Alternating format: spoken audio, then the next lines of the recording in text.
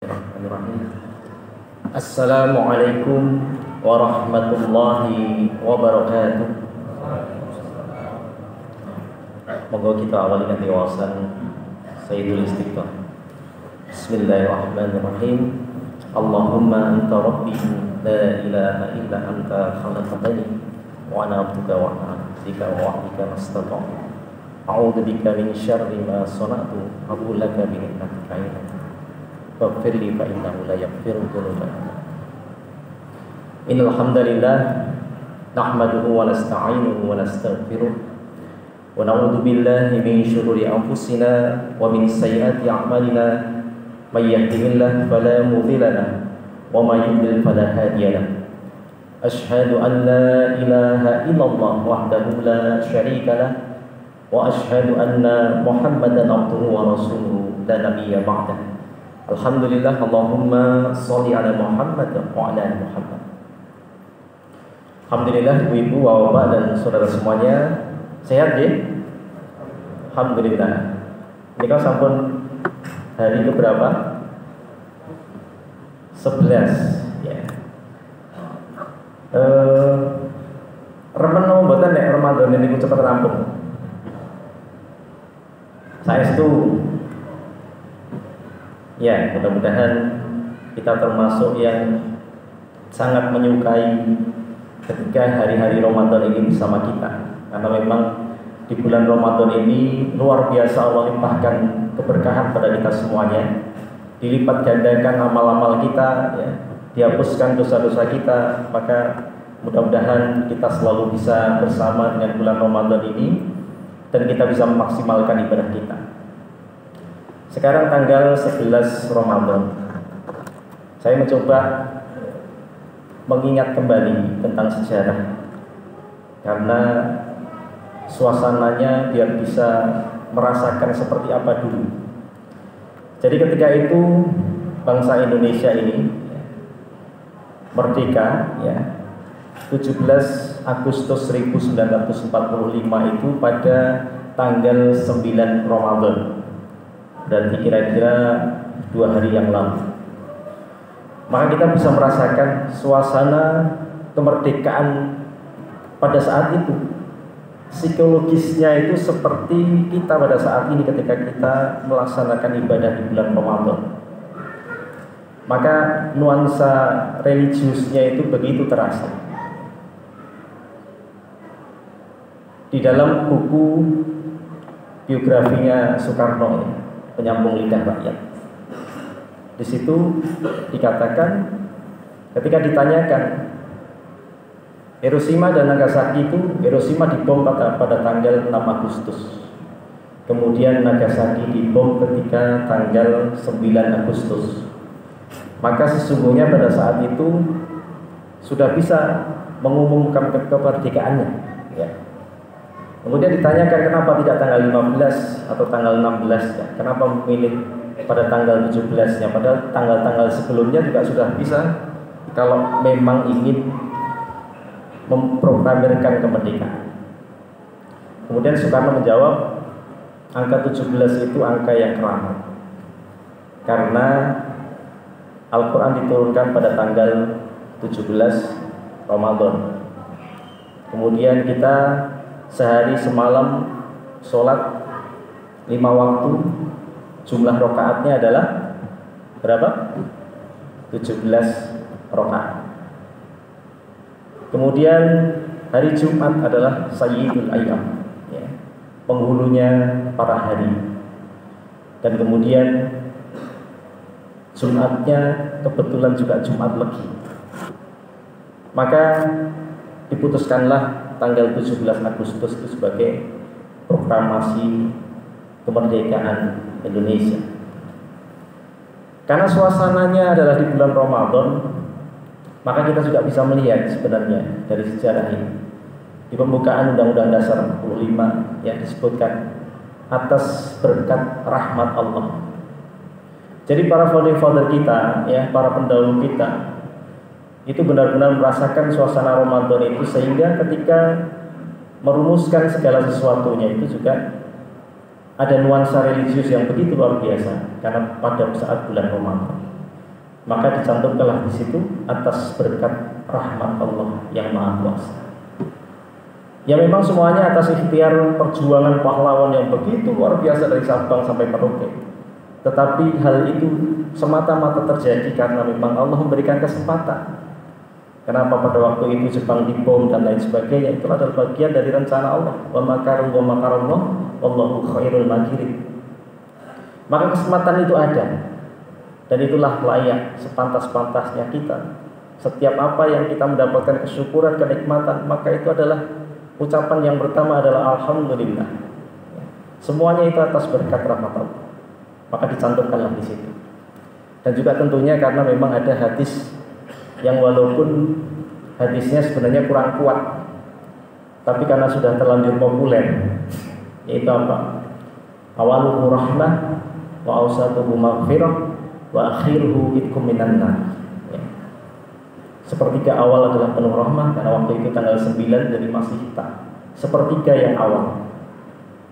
Maka pas sekali di situ sampaikan atas berkat rahmat Allah yang Maha Kuasa. Maka sungguh sebenarnya bangsa kita ini adalah dimulai dalam kondisi nuansa religius ketika saat bulan Ramadan. Kemudian nilai-nilai yang terkandung adalah, kalau kita melihat Pancasila sendiri adalah kandungan dari maqasid syariah, yang semuanya itu adalah nilai-nilai Islam yang ada di dalamnya. Maka kita patut syukuri bangsa kita ini. Kemudian berikutnya ada satu hal yang menarik. Pada waktu itu Soekarno juga merupakan insinyur, dan beliau beberapa masjid yang diinisiasi termasuk ada bagian dari rancangan beliau. Minimal ada 4 masjid pertama yang beliau bangun, yaitu yang pertama adalah di Yogyakarta, yaitu Masjid Syuhada. Dibangun sekitar tahun 1952. Kemudian yang kedua adalah di Jakarta, ada Masjid Istiqlal. Kemudian berikutnya Masjid Baitur Rahim, yaitu di komplek Istana Negara. Dan yang keempat adalah Masjid Salman Al-Farisi.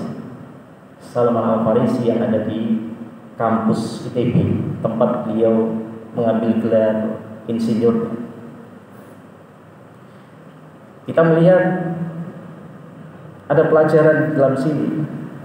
Wallahu a'lam ini sebuah kebetulan atau tidak, tetapi kita mendapat pelajaran bahwasanya tidak akan ada istiqlal sebelum ada syuhada.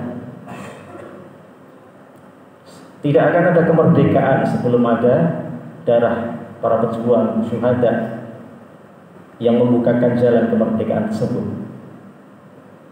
Kemudian akan dibawa kemana kemerdekaan itu? Akan dibawa ke rumah yang penuh dengan kasih sayang, Baitur Rahim. Kapan kemerdekaan itu akan dirasakan? Yaitu ketika negeri tersebut dipimpin oleh orang-orang yang intelek, tempatnya di kampus, tetapi selalu berada di masjid, yaitu di Masjid Salman Al-Farisi. Artinya intelektual yang berilmu agama luas, ya, ataupun kiai yang intelek. Nah, maka ini sebuah pelajaran berharga, bahwasanya menjadi sebuah motivasi kita. Bangsa Indonesia ini dimulai dari para syuhada, para pahlawan yang begitu luar biasa memperjuangkan, dan ada nilai-nilai Islam yang begitu luar biasa di dalamnya. Ketika melihat waktu itu para futurolog, ya, tahun 2000-an itu saya pernah membaca sebuah artikel. Diperkirakan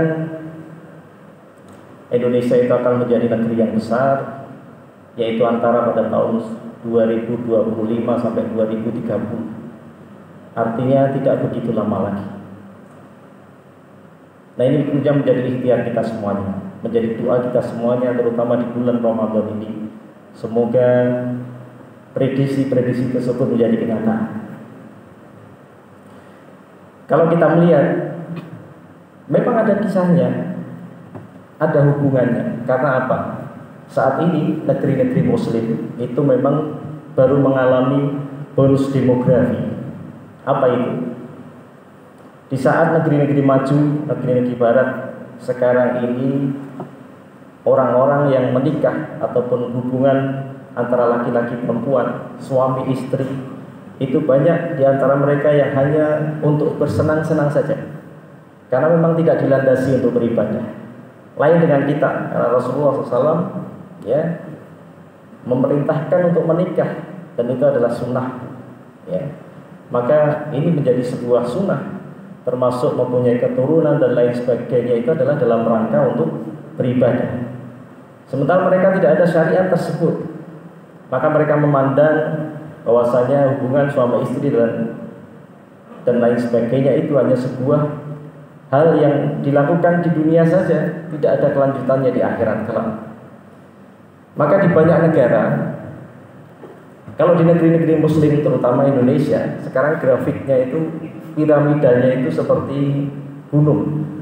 Artinya usia mudanya itu lebih banyak daripada yang usia tua.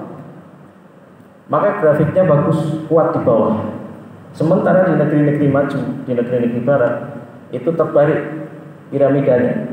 Yang usia muda itu sangat sedikit, sementara tinggal yang usia-usia tua yang banyak.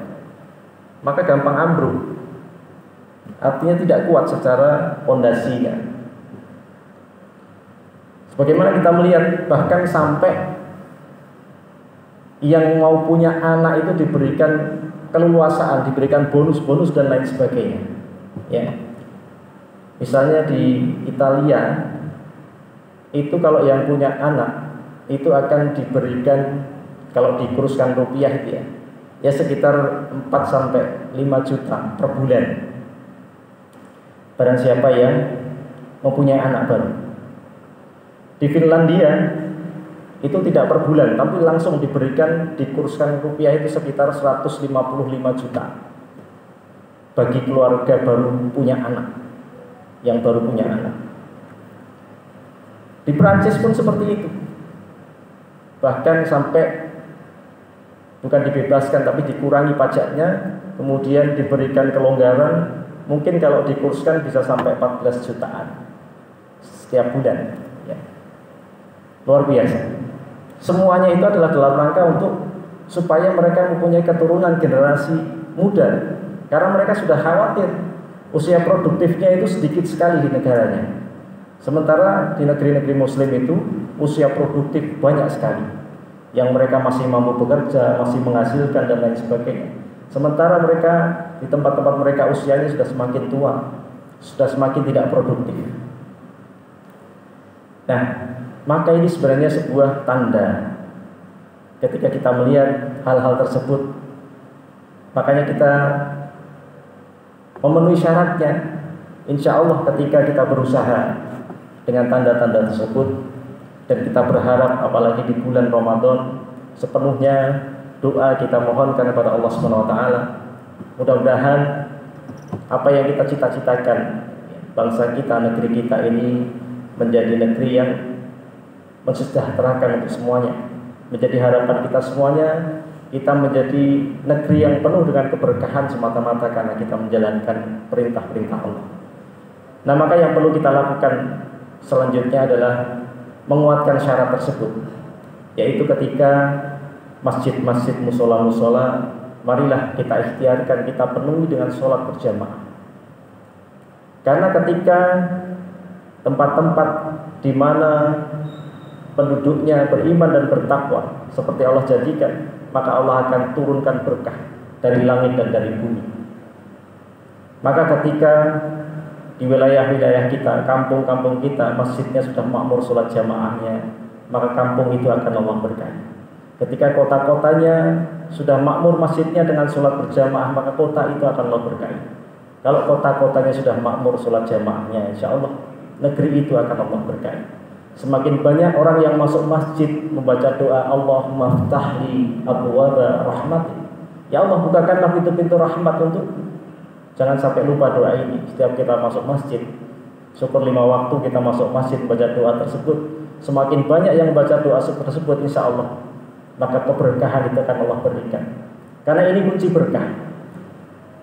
Mungkin kekayaan yang Allah berikan sudah tidak kurang-kurang. Di negeri kita ini luar biasa. Negeri-negeri yang lain tuh ngiri dengan Indonesia. Di Timur Tengah itu hanya ada minyak, gas.